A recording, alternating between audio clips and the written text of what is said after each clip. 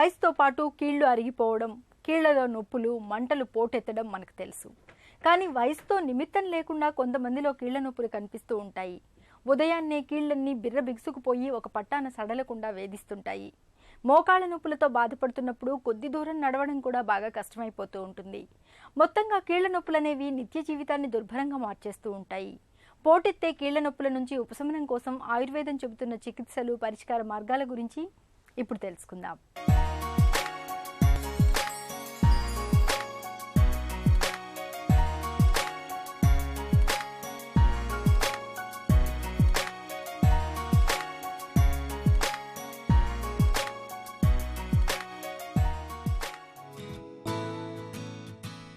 కూర్చోవడం, పడుకోవడం, లేవడం, నడవడం, పరిగెత్తడం, మన ఉనికిని తెలియచేసే ఈ కదలికలన్నీ సవ్యంగా, సాఫీగా సాగిపోవాలంటే మనలో కీళ్లన్నీ చక్కటి ఆరోగ్యంతో ఉండాల్సిందే. కీళ్లకు సంబంధించి ఎక్కడ ఏ చిన్న సమస్య వచ్చినా అది అంతిమంగా మన కదలికలపై ప్రభావం చూపిస్తుంది. తరచూ వచ్చే జ్వరాలు, ఇన్ఫెక్షన్లు, దీర్ఘకాలిక జబ్బులు, వీటికి తోడుగా వయసుతో పాటు కీళ్లలో కనిపించే అరుగుదల మూలంగా జాయింట్లలో తరచూ తీవ్రమైన నొప్పులు మనలో చాలామందిని వేధిస్తూ ఉంటాయి. కీళ్ల నొప్పుల్ని ఒకప్పుడు కేవలం వృద్ధుల సమస్యగానే భావించేవాళ్లం. కాని శ్రమలేని జీవనశైలి, అధిక బరువు, ఆందోళనలు మొదలైన సమస్యల మూలంగా ఇవాళ చిన్న వయసు వారికి కీళ్ల నొప్పుల బెడద తప్పడం లేదు. కీళ్ల నొప్పులు అనే సమస్యకి ఆయుర్వేదంలో సంధివాతం అని చెప్పారు. అయితే ఈ సంధివాతాన్ని ఆస్టియో ఆర్థరైటిస్ అని పిలుస్తారు. అయితే ఆస్టియో ఆర్థరైటిస్ అనే దానికి పూర్వం నుంచి ఏంటంటే వయసు మీరిన వాళ్ళకి, అలాగే డిజనరేటివ్ డిజీజ్ కింద చెప్పడం జరిగింది. అంటే ఎముకలు అరిగిపోయి ఆ యొక్క సందులలో వాపులు చేరి లెదర్ బ్యాగ్లో ఎయిర్ పట్టుకుంటే ఎలాగా వస్తుందో అలాగా నొప్పి రావడం అనేది చెప్తూ ఉంటారు. అయితే అలా కాకుండా ఏంటంటే ఎముకలులో ఏదైతే సైనోవియల్ ఫ్లూయిడ్ ఉందో అది ఎప్పుడైతే వయసు ప్రకారం లేతే వాడుక తీరుని బట్టి లేదా ఇతరత్ర అయిన ఇన్ఫెక్షన్స్ వల్ల ఎన్నో కారణాల వల్ల ఆ ఎముకల్లో గుజ్జు లాంటిది ఏదైతే ఉందో తగ్గిపోయినప్పుడు వాళ్ళకి అక్కడ రాపిడ్ ఎక్కువైపోయి నొప్పి అనేది రావడం అనేది జరుగుతుంటుంది. దీన్ని మనం ఆస్టియో ఆర్థరైటిస్లో అయితే కీళ్ళ నొప్పులని, అలాగే సంధివాతం అని చెప్తూ ఉంటాం. మోకాళ్ళ నొప్పులు ఉన్నవాళ్ళు కొన్ని రకాలైన ఎక్సర్సైజెస్ చేయకూడదు. ముఖ్యంగా ఏంటంటే చాలా అధికంగా వ్యాయామం చేయడము, మెట్లు ఎక్కడము, మెట్లు దిగడం లాంటివి చేయకూడదు. అంటే వాళ్ళకి ఇబ్బంది కలిగే విధంగా, ఆ రాపిడి ఎక్కువే విధంగా పనులు చేయకుండా వాళ్ళు సాధారణంగా వాళ్ళు చేసుకునే పనులు చేసుకోవాలి. అలాగే కొంతమంది ఊబకాయం లాంటిది ఉంటుంది. అలాంటప్పుడు కూడా ఈ మోకాళ్ళ నొప్పులు త్వరగా రావడానికి అవకాశం ఉంటుంది. కాబట్టి అలాగే బాగా సన్నగా ఉన్న వాళ్ళు కూడా ఇది రావడానికి, ఎందుకంటే వాళ్ళు బలహీనంగా ఉన్నారు, వీళ్ళు అతి బరువుగా ఉన్నారు కాబట్టి మోకాళ్ళ నొప్పులు వస్తుంటాయి. కాబట్టి వీళ్ళకి తగ్గట్టుగా వీళ్ళ శరీరాన్ని యాక్సెప్ట్ చేసే విధంగా వాళ్ళు వ్యాయామం చేసుకుంటూ ఉంటే రాపిడ్ రాకుండా వాళ్ళ పనులు వాళ్ళు చేసుకోవడానికి అవకాశం ఉంటుంది. అదేవిధంగా కొన్ని రకాలైన ఎక్సర్సైజెస్ చేయడం ద్వారా, అంటే ఏంటి, ఆ యొక్క రాపిడికి అలా కొంతమందికి ఏమంటే ఆస్టియోఫైట్స్, అక్కడ ఎముక పెరగడం లాంటివి జరుగుతూ ఉంటుంది. అప్పుడు కూడా ఈ యొక్క నొప్పి అధికం అవుతూ ఉంటుంది. అలాంటప్పుడు వీళ్ళకి వీలుగా ఉండే విధంగా కొన్ని ఎక్సర్సైజెస్, అంటే పూర్తిగా కాళ్ళు కదపడం చేయకపోవడం వల్ల కూడా మళ్ళీ నొప్పులు అధికమయ్యి, వాపులు అధికమయ్యి వాళ్ళు నడవలేని పరిస్థితి వస్తుంది. కాబట్టి కొన్ని రకాలైన ఎక్సర్సైజెస్, ముఖ్యంగా కాళ్ళు ముందర జరపడం, వెనక్కి జరపడం, అలాగే నెమ్మదిగా వాకింగ్ చేయడము, అలాగే ఆ యొక్క జాయింట్ మధ్యలో స్ట్రెచ్చింగ్ ఎక్సర్సైజెస్ కొన్ని చేయడం ద్వారా కూడా వీళ్ళ ఈ యొక్క సమస్య తగ్గడానికి అవకాశం ఉంటుంది.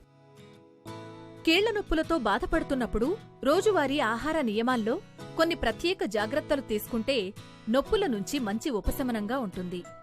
వారానికి కనీసం ఒక్కసారైనా చేపల్ని తినడం మంచిది. చేపల్లోని ఒమేగా-3 రకానికి చెందిన కొవ్వులు కీళ్లల్లో వాపుల్ని బాగా తగ్గిస్తాయి.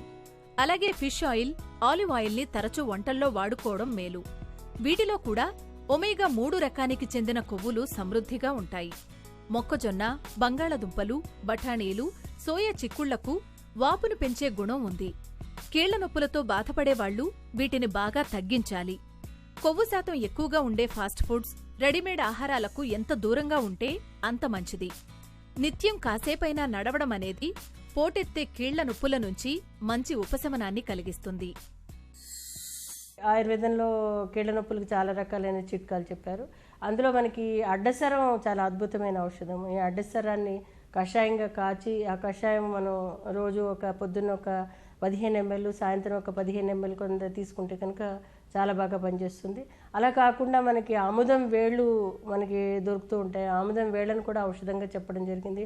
ఆముదం గింజలను కూడా ఔషధంగా చెప్పడం జరిగింది. ఆముదం గింజలని పాలల్లో ఉడికించి అందులో కొంచెం గార్లిక్ అంటే మనకి వెల్లుల్లిపాయలు ఒక 4-5 వెల్లుల్లిపాయలను వేసి వాటిని మనం ఉడికించి ఆ రసం ఏదైతే ఉందో అంటే పాలు, ఆముదం గింజలు, అలాగే వెల్లుల్లిపాయలు వీటన్నిటిని కూడా మనం బాగా కాచిన తర్వాత దాన్ని మనం పొద్దున్న ఒక 10 ml to 15 ml, సాయంత్రం ఒక 10 ml to 15 ml నీళ్లు కానీ పాలు కానీ కలిపి పుచ్చుకుంటే కనుక త్వరగా వాపులు తగ్గి నొప్పి కూడా తగ్గుతుంది.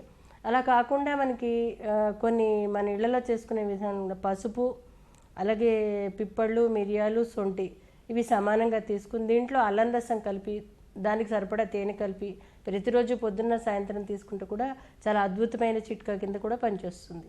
ఔషధాల విషయానికి వచ్చేసరికి ఆయుర్వేదంలో చాలా చక్కటి ఔషధాలు ఇచ్చారు.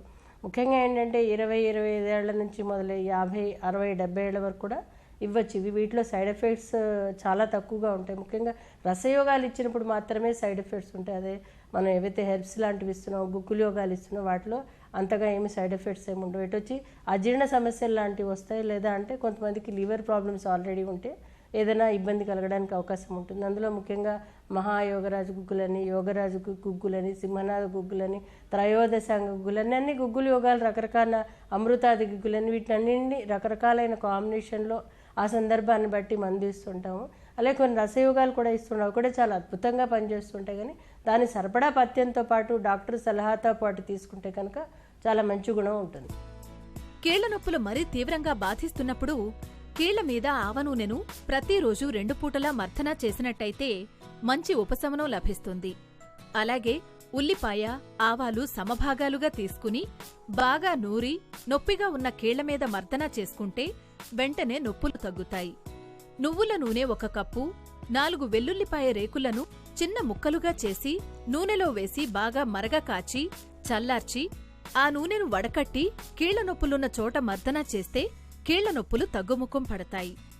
ఇంకా సైంధవ లవణం 1 స్పూను, దానిమ్మ చిగుళ్లు కొంచెం కలిపి నూరి శనగగింజంత మాత్రలుగా చేసుకుని 1 మాత్ర చొప్పున 3 పూటలా తీసుకుంటే కీళ్ల నొప్పుల తీవ్రత బాగా తగ్గుతుంది. కీళ్ల నొప్పుల అదుపులో పెయిన్ కిల్లర్స్ ను అతిగా వాడకూడదు. పొగ, మద్యపానానికి దూరంగా ఉండాలి. బరువు పెరగకుండా చూసుకోవాలి. ఈ జాగ్రత్తలు కీళ్ల నొప్పుల్ని చక్కగా అదుపులో ఉంచుతాయి.